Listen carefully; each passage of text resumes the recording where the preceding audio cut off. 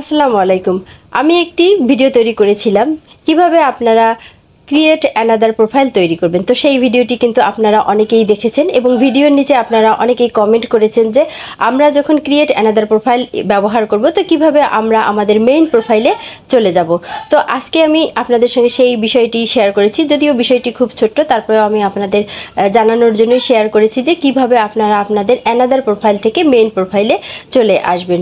তো মূল টপিকে যাওয়ার আগে আমার বরাবরই ছোট্ট একটি রিকোয়েস্ট, আপনারা যদি এখনও পর্যন্ত চ্যানেলটি সাবস্ক্রাইব না করে থাকেন তাহলে অবশ্যই সাবস্ক্রাইব করে দিবেন। তো মূল টপিকে ফিরে আসা যাক।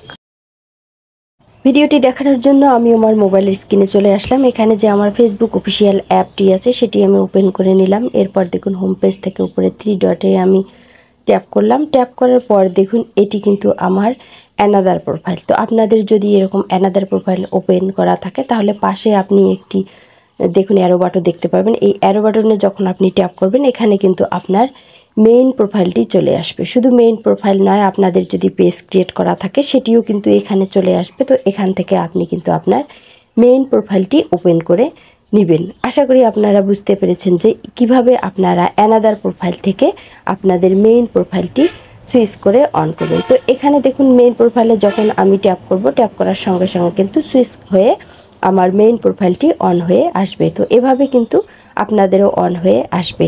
তো ভিডিওটি কেমন লাগলো, ভালো লাগলো অবশ্যই একটি লাইক দিবেন আর চ্যানেলটি সাবস্ক্রাইব করে বরাবরের মতো আমার পাশে থাকবেন। আল্লাহ হাফেজ।